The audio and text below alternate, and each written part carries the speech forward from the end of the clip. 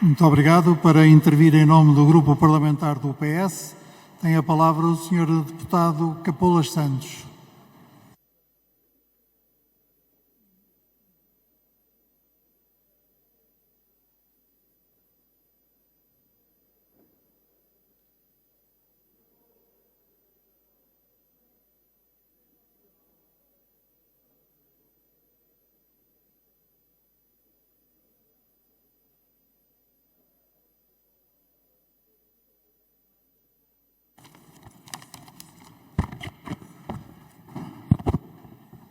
Senhor Presidente da Assembleia da República, Senhor Primeiro-Ministro, Senhora Ministra e Senhor Secretário de Estado dos Assuntos Europeus, Senhoras e Senhores Deputados.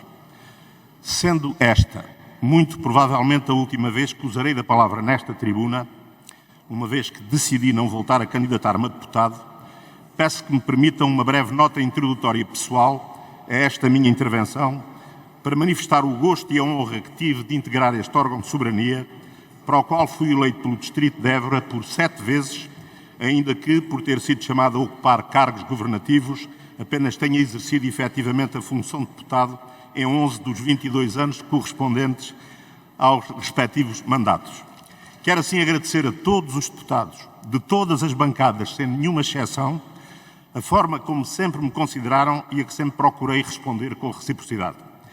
Permitem-me também que destaque, especialmente, todos os colegas da Comissão de Assuntos Europeus, a que presidi nos últimos 4 anos, pelo bom ambiente e pelo permanente espírito de colaboração construtiva que sempre nortearam os nossos trabalhos. Agradecimento que estendo à excelente equipa técnica de que a nossa Comissão dispõe. Também assim, Sr. Primeiro-Ministro, a quem a história fará justiça mais cedo do que tarde, gostaria de publicamente testemunhar o prazer e a honra que tive de trabalhar consigo e por me ter permitido contribuir, ainda que modestamente, para o país melhor que hoje temos, apesar de nem sempre termos estado de acordo quanto a algumas opções políticas. Um último agradecimento aos membros do Governo que nos últimos 4 anos tutelaram os assuntos europeus, o Ministro dos Negócios Estrangeiros Augusto Santos Silva e o Secretário de Estado de Assuntos Europeus Tiago Antunes, pela pronta e permanente disponibilidade para comparecer, responder e fornecer informações ao Parlamento. A todos, deputados, membros do Governo e funcionários, desejo as maiores felicidades. Muito obrigado. Muito obrigado.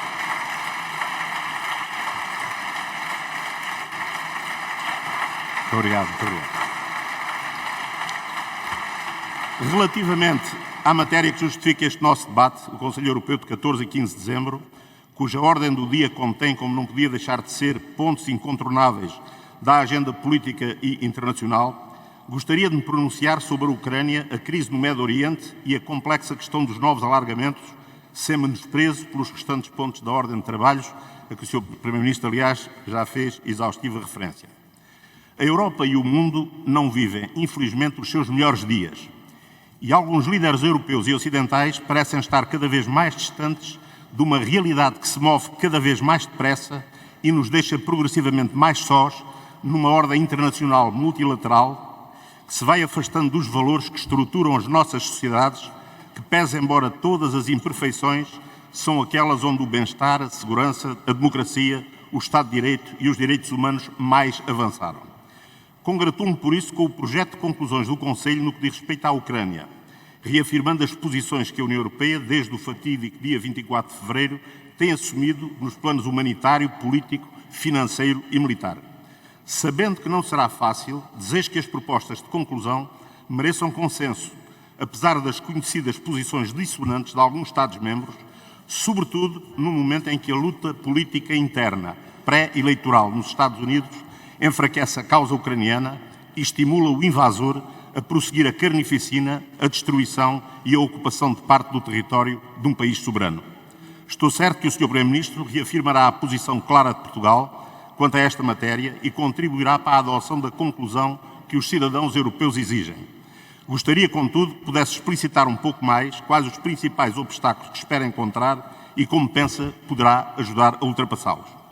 Quanto ao Médio Oriente, depois da estupefação e do horror que nos provocaram os bárbaros atentados terroristas do Hamas, assistimos há semanas a uma desproporcional retaliação que, sob a invocação do legítimo e imperativo direito de defesa de Israel, está a infligir uma punição coletiva a todo um povo, provocando deslocações massivas de populações, 85% no total, segundo o Secretário-Geral das Nações Unidas, e uma enorme tragédia humanitária, provocando um grande número de vítimas mortais inocentes, grande parte das quais crianças, em clara violação das leis da guerra e do direito à proteção de populações civis. Apesar das corajosas declarações do alto representante da política externa, Josep Borrell, e dos governos de alguns Estados-membros, a União Europeia, no seu conjunto, não tem sido suficientemente enérgica na condenação da violação dos direitos humanos em Gaza e nos esforços para evitar o elevado risco de colapso humanitário invocado pelo Secretário-Geral da ONU na sua desesperada tentativa visando um cessar-fogo que o veto americano no Conselho de Segurança fez fracassar, apesar da retórica de Blinken. Os direitos humanos não podem estar sujeitos a dois pesos e duas medidas. A vida de um ser humano tem de ter o mesmo valor em Gaza e na Ucrânia, ou em qualquer outra parte do mundo. Sendo a versão do projeto de conclusões do Conselho a que tive acesso omissa quanto a este ponto da ordem do dia, gostaria que informasse esta Câmara, Sr. Primeiro-Ministro, sobre a expectativa quanto a possíveis conclusões sobre este tema, que não podem deixar de ser consentâneas com os valores universais que proclamamos. Finalmente, quanto aos novos alargamentos, cuja necessidade política é diretamente proporcional às ainda mal avaliadas, mas sérias consequências económicas, financeiras e institucionais para a União Europeia que hoje conhecemos. As propostas da Comissão, tornadas públicas em 8 de novembro e que irão estar sobre a mesa do Conselho, são simultaneamente ambiciosas e prudentes, ainda que tal pareça um paradoxo. Estamos perante uma grande heterogeneidade de situações, desde a atribuição do estatuto de país candidato à Geórgia, passando pela abertura de negociações de adesão com mais ou menos condicionantes com a Ucrânia, a Moldávia e a Bósnia-Herzegovina, até à complexa e arrastada questão dos restantes países dos Balcãs Ocidentais, a que o Sr. Primeiro-Ministro já fez referência, onde a situação difere de muito de país para país, sem esquecer a Sérvia, cujo desalinhamento com a política externa e segurança da União Europeia é por demais evidente. O projeto de conclusões do Conselho segue basicamente as propostas da Comissão, mas tendo em conta aquilo que tem sido a postura de alguns Estados-membros, antevê-se um debate difícil, que no caso da Ucrânia, a ser bloqueada a proposta, pode enfraquecer ainda mais a sua posição no plano externo e deixar a União numa posição pouco confortável, sobretudo depois de tantas expectativas criadas. Está o Sr. Primeiro-Ministro de acordo com a proposta da Comissão no seu todo e continua a pensar que é possível proceder a novos alargamentos sem alteração dos tratados? Agradecendo antecipadamente os esclarecimentos que o Sr.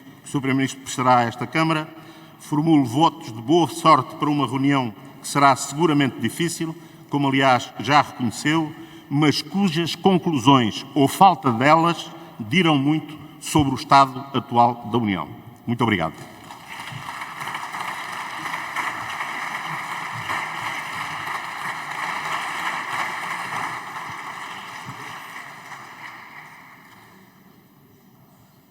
Muito obrigado e muito obrigado também, Sr. Deputado, pela maneira exemplar como tem exercido o seu mandato e o prestígio que tem trazido à Assembleia da República com a sua atividade.